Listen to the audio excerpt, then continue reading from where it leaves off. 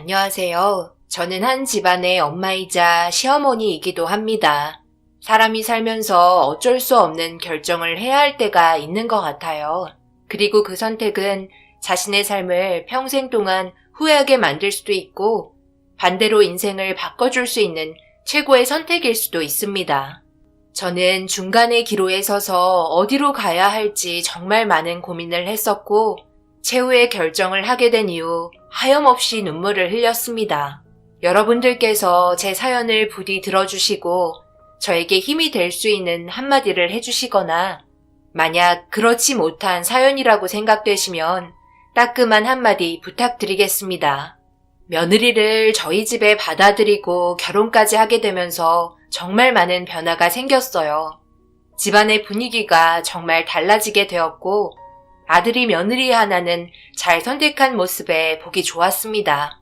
저희 가족을 정말 잘 챙겼거든요. 결혼하자마자 명절이 바로 다가와서 힘들어할 줄 알았는데 실은 내색 하나 없이 제가 말하기도 전에 먼저 와서 명절 음식을 만들기 위해 온갖 재료를 다 사가지고 양손 가득히 아들과 함께 왔더라고요. 무슨 장까지 전부 봐오고 그래? 이렇게까지 안 해도 되는데 결혼 시작하자마자 너무 힘쓰는 거 아니니? 이러다 몸살 나겠다.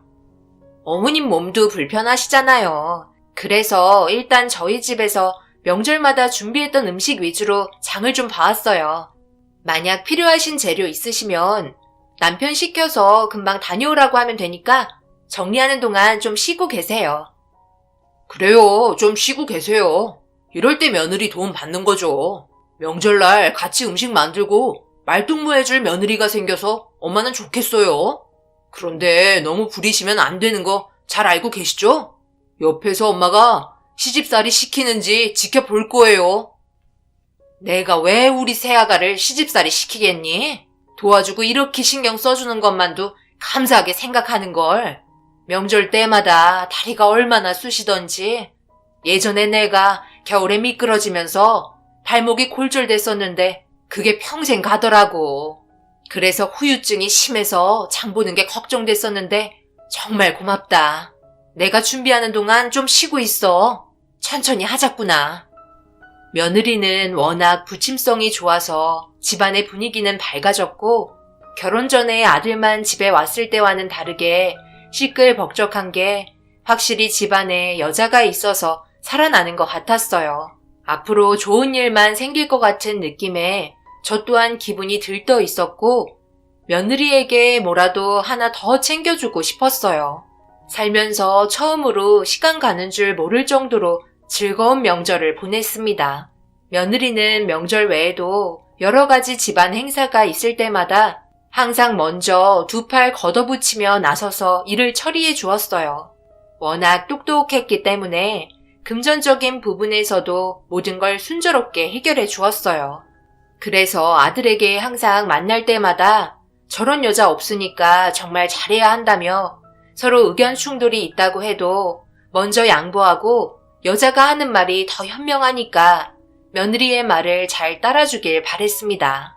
그래야 집안에 평화가 온다는 걸 저는 먼저 경험했거든요. 저희 남편은 워낙 감정적으로 모든 일들을 처리했기 때문에 남들의 말에 금세 휘둘리는 경우가 많아서 뒤에서 제가 항상 잡아줬어요. 그렇다고 남편이 제가 하는 모든 말을 들으려 하지는 않았어요. 그 이유는 자존심이 엄청 강했거든요.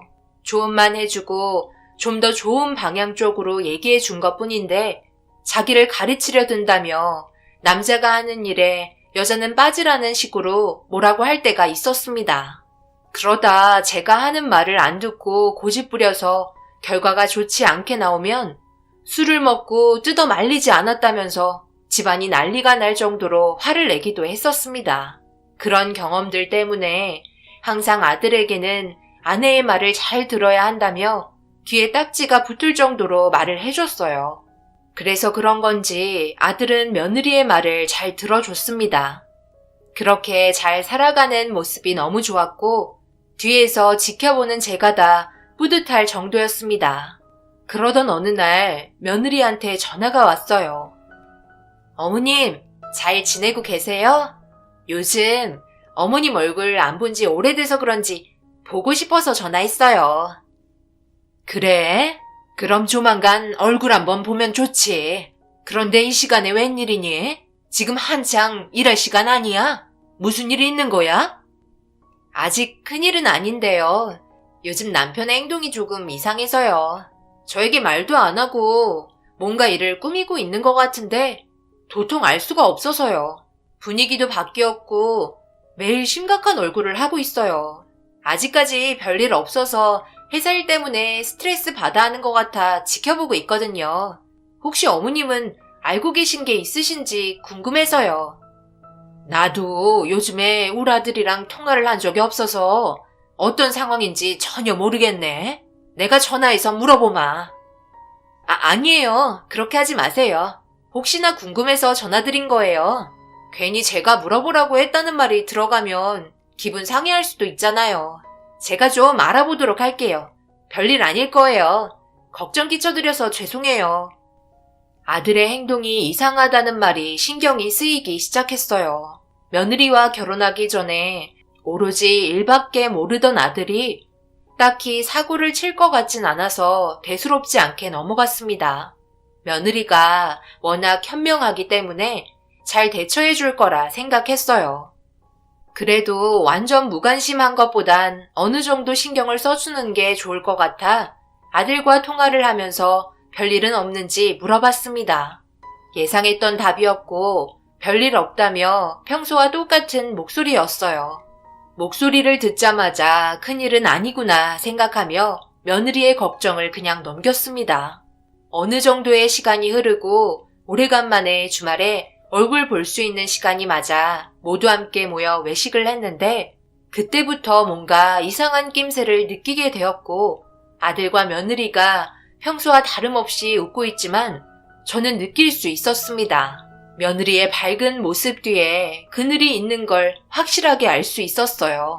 그래서 며느리가 화장실을 간다고 말을 꺼내는 순간 저도 같이 갔다 오겠다며 자연스럽게 며느리와 단둘이 대화를 시작했어요. 일로 좀 와봐라.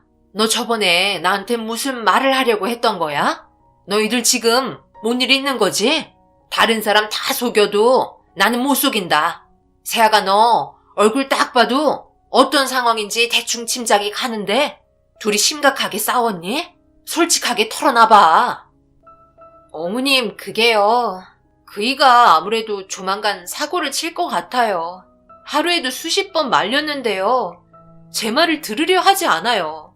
지금 사업한다며 이리저리 알아보고 있는 중이에요. 아직 늦지 않았고 회사에서 받는 월급으로 충분하다고 했는데 회사에서 안 좋은 일이 있었는지 도저히 사장 밑에서 일하는 거 더러워서 못 해먹겠다며 지금 퇴사까지 밟은 상태예요. 정확하게 어떤 사업을 하려고 하는지 아직 말을 안 해서 저도 잘 모르는데요. 오랜 기간 준비한 것도 아니라서 너무 걱정이 많이 돼요. 사업? 그놈이 사업을 한다고? 사업은 아무나 하는 줄 아나? 우리 남편도 사업한다고 했다가 집안 쫄딱 말아먹고 빈털털이 돼서 일으켜 세우는데 얼마나 많은 시간이 들었는지 알아? 그런데 그 길을 뒤따라 가겠다는 거야? 정말 어이가 없네. 거기에다가 퇴사까지 했다고? 이런 정신 나간 놈을 봤나? 이 문제는 그냥 넘어갈 수 없을 것 같다. 내가 세아가 너와 충분히 대화하고 결정하라고 했거늘. 엄마 말을 개똥으로 하는구나. 내가 지금 당장 가서 따끔하게 혼쭐을 내도록 하마. 어머님, 지금 그렇게 가시면 제가 뭐가 되겠어요. 일로 바친 거밖엔 안 되잖아요. 저희들 관계가 좋게 해결이 돼야 지금의 상황도 잘 헤쳐나갈 수 있는 거예요. 그러니 조금만 더 지켜봐 주세요. 제가 더 이상 안 될 것 같으면 바로 알려드릴게요. 며느리는 자신이 어떻게 해서라도 해결하려 노력하고 있었어요. 최대한 저희에게까지 피해를 주지 않으려 애쓰는 모습이 안타까웠습니다. 그렇게 얼마 지난 건지 며느리에게 자주 전화 통화를 하면서 어떤 식으로 상황이 돌아가는지 물어봤어요. 별다른 움직임은 없는 것 같다며 남편도 최대한 신중하게 사업을 생각하고 있는 모습이 보이고 있는 것 같아 계속해서 대화를 이어나가는 것 같았어요. 며느리가 지혜롭게 헤쳐나가려고 하는 모습을 보니 어느 정도 안정이 되었습니다. 간간히 아들에게 전화를 하면서 별일은 없는 건지 물어보았고 예전과 별반 다르지 않은 모습을 지켜보며 둘은 제발 행복하길 바라며 매일을 기도했어요. 그런데 며느리가 저에게 갑자기 전화와서는 밝은 목소리로 생각지도 못한 임신 소식을 알려주면서 양가 집안 경사가 났고 며느리의 몸을 생각해서 좋은 음식 많이 만들어 집들이 할 때 빼고 처음으로 며느리 집에 찾아가게 되었어요. 놀래주려고 전날에 준비해서 당일 전화로 퇴근하고 집에 들어가냐고 물어보니 별일 없어서 집에 들어갈 것 같다는 말에 저는 보자기에 한 짐 챙겨 며느리 집으로 향했습니다. 그렇게 저녁 시간에 맞춰 도착하니 집에 불이 켜져 있더라고요. 혹시나 저녁 먹을까봐 서둘러 엘리베이터 타고 올라가 무거운 반찬통 힘들게 들고 현관 앞에 서서 초인종을 누르려고 하는데 아들도 집에 들어왔는지 둘의 대화 소리가 현관 밖에까지 들려왔고 충격적인 대화에 너무 놀라 문을 활짝 열고 말았습니다. 그동안 며느리가 얼마나 마음고생이 심했을지 단번에 알 수 있는 대화였어요. 내가 사업을 하든 말든 당신이 상관할 일이 아니라는데 왜 계속 말리는 거야? 내가 집안 말아먹을까봐 그래? 임신까지 했으니 입이 하나도 늘어서 당연히 사업을 하는 게 맞는 거지. 내가 대박나면 어쩔 건데? 그때는 무슨 말 할 거냐고?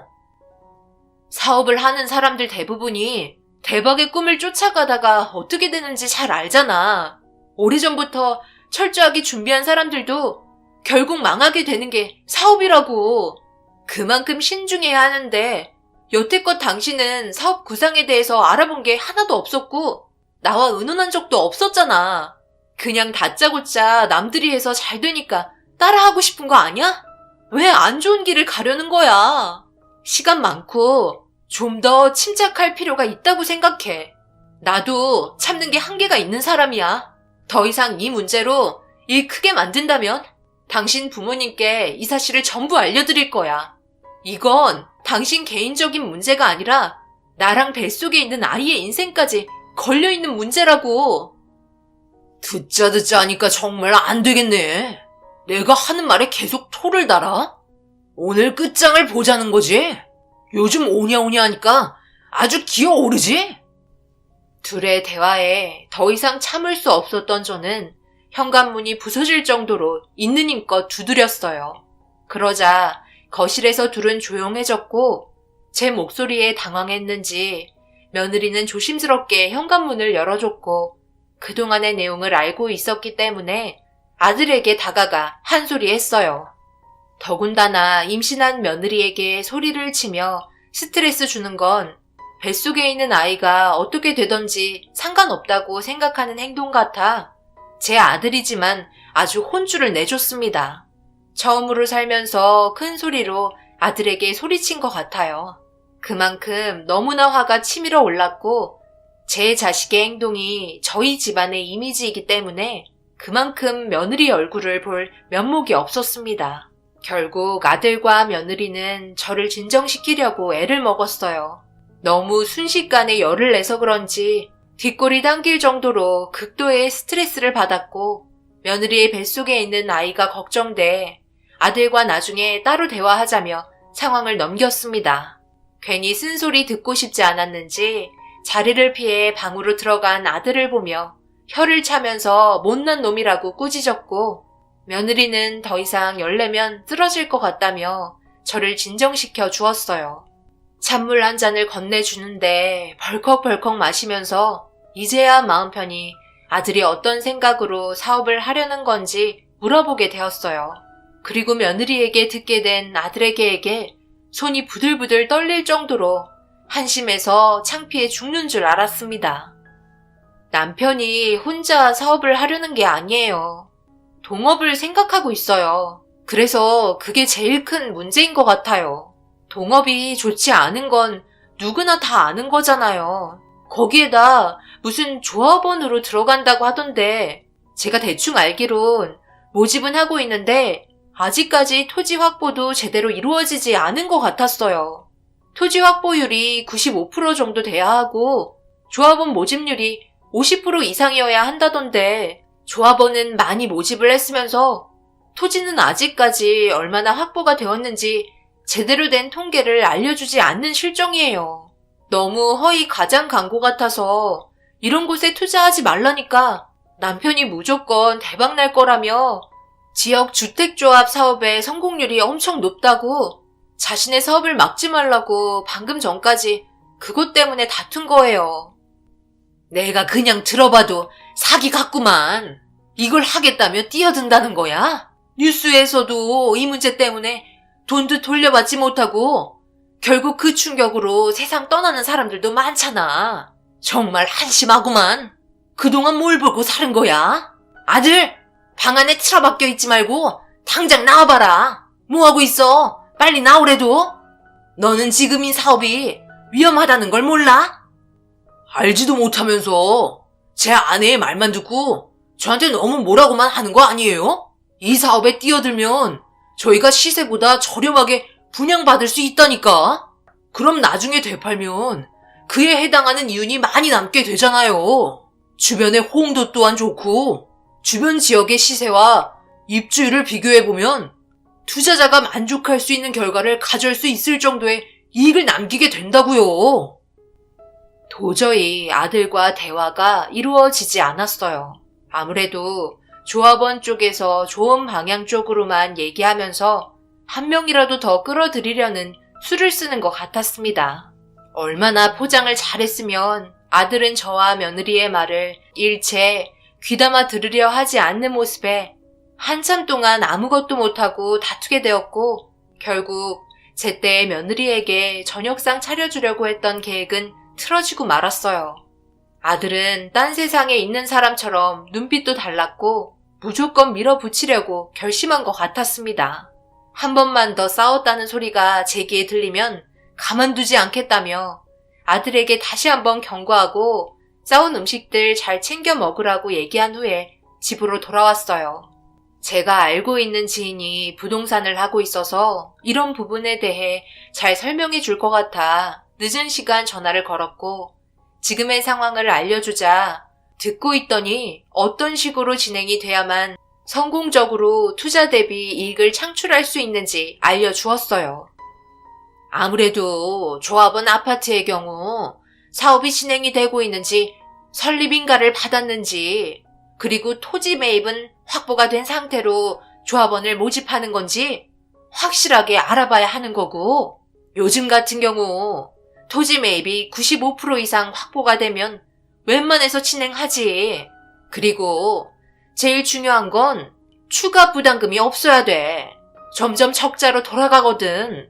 예전 같은 경우 모든 절차가 잘 이루어지지 않아서 사업 승인이 떨어지지 않는 경우가 많았는데 내가 말한 부분만 잘 체크하면 투자한 만큼 좋은 가격대를 받을 수 있는 건 사실이야. 하지만 그만큼 위험 부담 또한 없다고는 할 수 없어.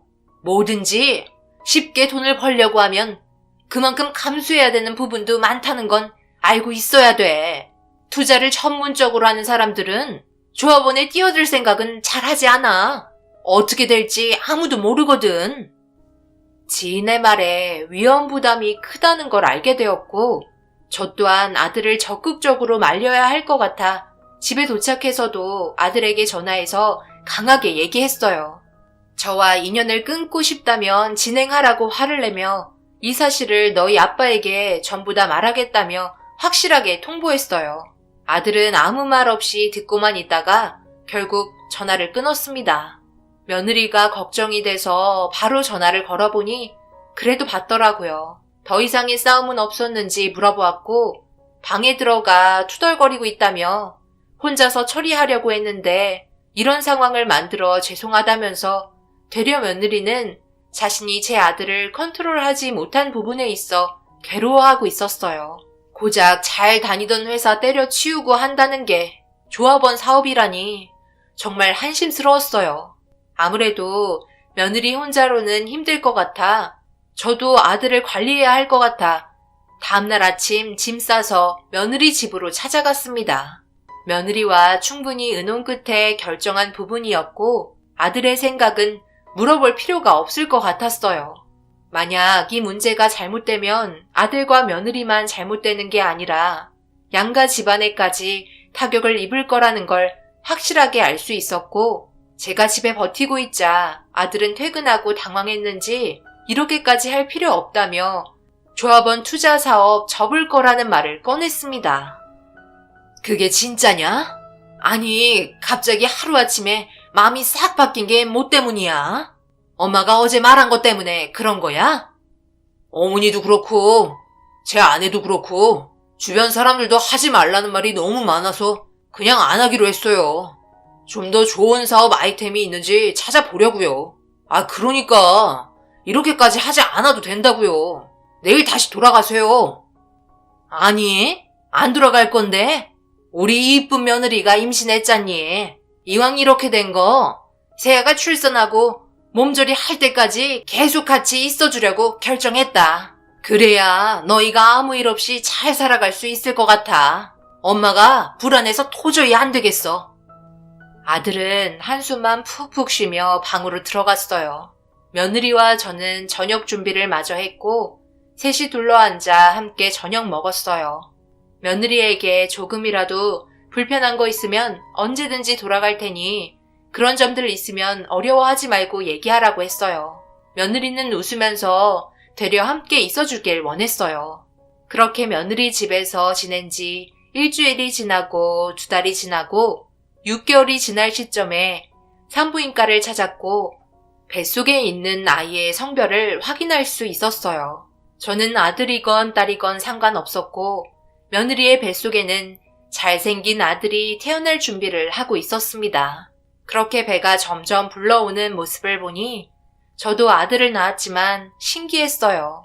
뱃속에서 발길질하는 건강한 아기의 모습이 저를 웃음짓게 만들었습니다. 별 문제 없이 지내오며 아들도 한동안 별말 없이 조용해지면서 더 이상 문제를 일으킬 것 같지 않아 긴장을 풀고 있었어요.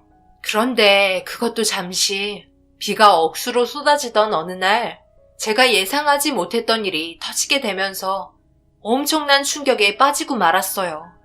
며느리가 잠시 사돈댁에 다녀올 일이 있어 아침 일찍 나갔고 별 생각 없이 집안일하며 아들과 며느리가 집에 들어올 시간 맞춰 집안일을 하고 있는데 시계를 바라보니 도착해도 남을 시간인데 한참 동안 둘 다 연락도 안 되자 불안해지기 시작했어요. 아들의 전화는 중간에 꺼지게 되었고 며느리의 전화는 계속해서 신호만 가고 연결이 되지 않았어요. 아무래도 중간에 같이 만나 집에 돌아오다가 무슨 일이 생긴 것 같다는 느낌이 들었고 새벽 시간까지 아무런 연락이 되지 않았어요. 안사돈에게 전화를 해보니 집에서 물건 챙겨서 나간 지 한참 지났는데 아직까지 집에 들어가지 않았냐며 사돈댁에서 나갔을 때 이후의 일들은 전혀 모르고 있었습니다. 결국 발만 동동 구르며 연락이 오기만을 기다릴 수밖에 없어 불안에 떨고 있는데 문자 오는 알림 소리가 핸드폰에서 울렸고 급하게 핸드폰을 열어 문자 내용을 확인해 보니 며느리가 저한테 영상 하나를 전송했어요. 그런데 너무 어두워서 잘 보이지 않는 풍경이었고 며느리가 고통스러워하는 목소리가 느껴졌습니다. 그리고 전화 한 통이 울리면서 급하게 전화를 받아보니 며느리가 도와달라며 말을 하곤 핸드폰은 꺼지게 되었어요. 떨리는 손을 붙잡으며 갑작스러운 돌발 상황에 어떻게 해야 할지 몰라 일단 며느리가 보낸 영상을 다시 보고 있는데 흐릿하지만 간판 하나가 보였어요. 자세하게 보니 상호가 적혀 있었고 급하게 택시를 불러 핸드폰에 영상을 보여주니 그곳은 다름 아닌 쓰레기 소각장이었습니다. 며느리가 왜 쓰레기 소각장에 있는 건지 이해가 되지 않았고 아들에게 계속해서 전화를 시도해봤지만 꺼져 있었어요. 결국 떨리는 손을 붙잡으며 한참을 달려 쓰레기 소각장에 도착했습니다. 혹시 몰라 기다려달라며 택시 요금을 지불하고 며느리의 이름을 부르며 찾기 시작했어요. 비가 너무 많이 오는 상태여서 앞이 잘 보이지 않는 곳에서 제가 있는 힘껏 외쳤지만 목소리가 묻히는 것 같았습니다. 그렇게 한참을 이리저리 돌아다니며 며느리를 찾고 있었는데 소각장 구석에 쓰러져 있는 며느리를 발견했고 너무 놀라 급하게 겉옷을 벗어 차가워진 며느리의 몸을 덮어줬어요. 입술이 파랗게 변해버리고 피부색도 하얗게 변한 상태로 쫄딱 젖은 상태에 옷도 반쯤 찢어진 채로 양손은 배를 움켜쥐고 있었습니다. 며느리를 부르며 정신 차리라고 외치니 다행히도 살며시 눈을 떴고 택시기사 아저씨 부를 테니까 조금만 기다리라며 택시기사한테 가려는 순간 제 손을 잡더니 카메라 하나를 건네주었어요. 손바닥만한 카메라였는데 일단 주머니에 넣고 의식을 잃어버린 며느리를 택시에 태우기 위해 급하게 택시기사를 불렀습니다. 소각장에 쓰러져 있는 만삭의 여자를 본 기사는 엄청 놀란 눈으로 다급하게 차에 태워줬어요. 가는 동안 저체온 상태인 것 같아 히터를 최대로 올렸고 차가운 며느리의 몸을 따뜻해질 때까지 계속해서 문질렀습니다. 그렇게 응급실에 도착해 치료를 받았고 다행히 타박상 정도는 있었지만 크게 다친 곳은 없었어요. 아이도 무사했습니다. 아무래도 며느리가 소각장에서 무언가에 도망치다가 쓰러진 것 같았어요. 다리에 이리저리 긁힌 상처가 많이 있었고 팔 부분에도 여기저기 긁혀 있어 어떻게 된 일인지 설명을 듣고 싶어 며느리가 깨어나길 기다리고 있는데 제 몸에 있던 물건 하나가 만져졌고 쓰레기 소각장에서 저에게 건네준 소형 카메라였습니다. 전원을 눌러보니 다행히도 문제없이 전원이 켜졌고 잘 다루지 못해 이것저것 눌러보고 있는데 영상 하나가 틀어졌어요. 그리고 그 안에서는 봐선 안 될 충격 진실들이 담겨 있었습니다. 아빠, 우리 사기당한 거예요? 여기 쓰레기 소각장이잖아요. 여기 아파트가 들어선다고요? 이런 곳에 무슨 아파트예요? 주변에 아무것도 없이 쓰레기 냄새만 진동하고 있는데 제대로 알아본 거 맞아요? 아이, 무슨 말이라도 해봐요. 나도 지금 처음 알게 된 거라 어떤 상황인지 전혀 모르겠네. 분명 주변 환경이 좋다는 말만 했었는데. 빨리 전화해보세요. 저희가 주소를 잘못 적어서 도착했을 수도 있잖아요. 왜요? 전화 안 받아요? 아이, 그럼 우리 돈은요? 지금 이게 다 무슨 소리야? 당신이랑 아버님이 설마 같이 투자 계획을 했던 거였어? 혹시나 해서 따라와 봤더니 지금 사기 당한 거지? 그런 거지? 전 재산을 전부 날린 건 아니지? 왜 말을 안 해? 무슨 말이라도 해보라고. 그래야 납득을 할 거 아냐. 나도 몰라. 분명 아닐 거야. 주소를 잘못 알려준 걸 거야. 아이, 정신 사나우니까 좀 기다려봐봐. 다시 전화해보세요. 당장 어머님한테 연락드려야 할 것 같아. 그리고 경찰에 전화했어? 경찰서에 전화부터 해야 될 거 아니야. 그래야 범인을 잡지. 내가 그렇게 말을 했는데 왜 내 말을 안 들어서 이런 일을 만든 건데? 아버님이 이 일을 먼저 계획하셨다는 게 더 큰 충격이네요. 남들 뻔히 알고 있는 걸 당하면 어떡해요? 이제 어쩔 거예요? 아직 어떤 상황인지 모르니까 가만히 있으라고 그랬지? 내 말이 말 같지가 않아? 너는 항상 나를 무시하더라. 저리 비켜! 그 순간 며느리는 비명을 질렀고 소각장에서 바닥으로 굴러 떨어졌어요. 몇 바퀴를 굴렀는지 손에 들고 있던 카메라에 모든 게 전부 찍혀 있었습니다. 며느리는 아들이 거짓말하지 못하게 확실한 증거를 잡으려고 카메라를 들고 간 것 같았어요. 그런데 그곳에 저희 남편이 있었고 엄청난 대화가 오고 가는 걸 전부 보고 말았습니다. 그런데 카메라가 남편과 아들을 향해 보고 있는데 둘은 며느리가 카메라를 들고 있었다는 걸 모르고 있었는지 그 자리를 벗어나려고 하고 있었어요. 아들은 쓰러진 며느리를 보며 당황한 눈빛을 보였고 며느리가 정신을 잃어 미동이 없자 겁이 났는지 둘은 그 자리에서 도망을 치고 말았어요. 결국 며느리 혼자 남겨진 상태로 방치되고 있었고 비가 쏟아지기 시작했습니다. 그렇게 며느리는 한참 동안 쓰레기 소각장에 있었던 거였어요. 그러다가 의식을 되찾았고 급하게 저에게 문자와 전화를 했던 거였죠. 모든 사실이 밝혀지고 엄청난 충격적인 사실에 이 문제를 어떤 식으로 해결해야 할지 앞이 막막했습니다. 떨리는 손으로 남편에게 전화를 해봤지만 받지 않았어요. 며느리가 언제 깨어날지 모르는 상태에서 병원이랑 며느리 집이 가까워 필요한 거 금방 챙겨서 병원으로 오려고 며느리 집에 도착해 짐을 챙기고 있는데 현관 비밀번호 누르는 소리가 들렸고 아들이 현관문을 열고 들어왔습니다.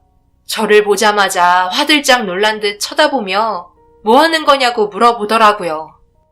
어머니, 이 시간에 지금 뭐 하세요? 짐을 왜 챙겨요? 무슨 일 있어요? 어디 가시려고요? 왜 그렇게 쳐다보세요?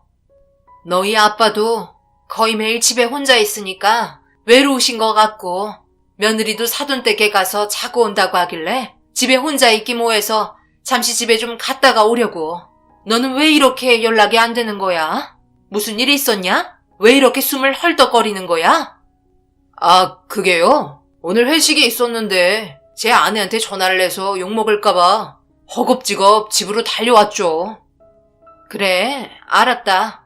별일 없었으니 그걸로 됐다. 씻고 자고 있어라. 나중에 다시 연락하든지 하자. 나도 피곤해서 빨리 가봐야겠다.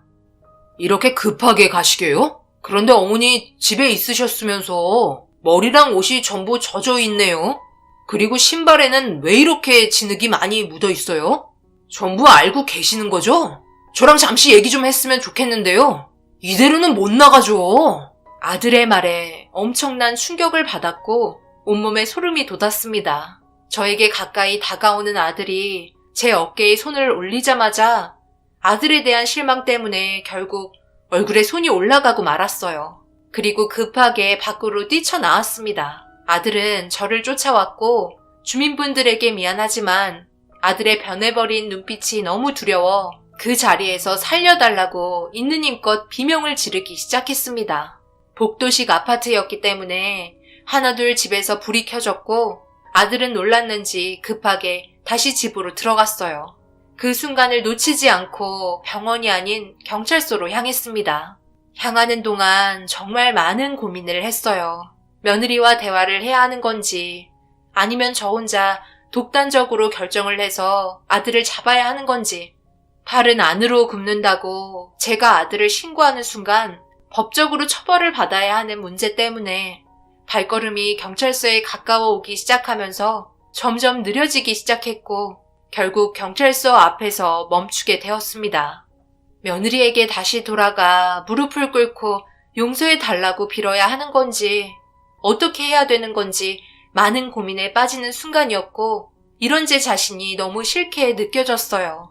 그런데 며느리가 제 아들과 결혼을 하고 그동안 정말 잘해왔는데 아들은 그런 아내를 위험에 빠뜨렸기 때문에 부모로서 잘못된 건 바로 잡아야 하는 게 맞는다고 판단을 내렸고 경찰서 문을 활짝 열고 들어갔습니다. 결국 아들은 연행이 되었고 동시에 남편도 함께 잡히게 되었어요. 모든 진술은 거짓이 없이 진실만 얘기할 수밖에 없었습니다. 며느리가 남겨둔 카메라의 영상에 전부 담겨 있었으니까요. 만약 제가 아들과 남편의 잘못된 행동을 감추기 위해 증거를 없앨 가능성도 있었을 텐데 그만큼 저를 믿고 있었던 것 같았어요. 정말 미안했고 며느리의 얼굴을 볼 수가 없었습니다. 이 문제로 아들과 며느리는 이혼을 할 수밖에 없었어요. 사돈댁에서 눈이 뒤집힐 정도로 난리를 치며 분노를 표출했기 때문에 상황은 좋아질 수 없었어요. 결국 아들은 법적인 처벌로 이혼 위자료 소송과 정신적인 치료 그리고 징역을 살게 되었습니다.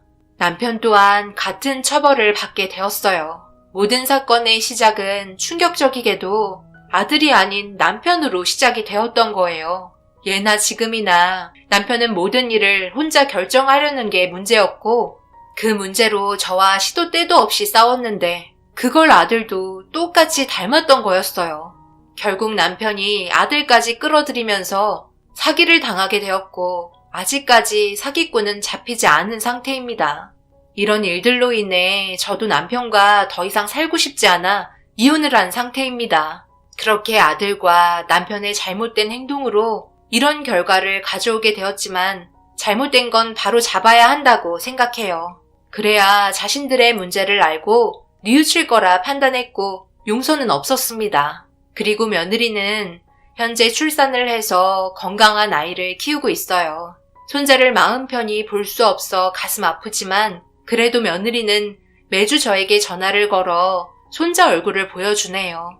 너무 고맙고 그런 모습에 미안함까지 공존하면서 결국 눈물을 흘리고 말았습니다. 앞서 말씀드렸듯이 현재 제가 한 결정이 여러분들께서는 어떻게 판단하고 계실지 여쭤보고 싶습니다. 제가 제일 걱정하는 건 아무래도 며느리가 혼자서 손자를 키워야 하는 게 제일 큰 걱정이네요. 그렇다고 제 아들이 징역을 살고 나오게 된다고 해도 아들과 함께 지내게 할 수는 없을 것 같아요. 양육비만 지속적으로 주고 저도 며느리와 인연을 끊는 게 최선의 선택이겠죠. 여러분들이 만약 제 입장이시라면 어떻게 처리하실지 궁금합니다. 며느리와 손자가 제 눈에서 매일 아른거리네요. 제 사연 끝까지 들어주신 분들 오늘 하루 행복하시고 어려운 이 시기에 매일 버티며 살고 계실 텐데 잘 해결되시길 기도하겠습니다. 감사합니다.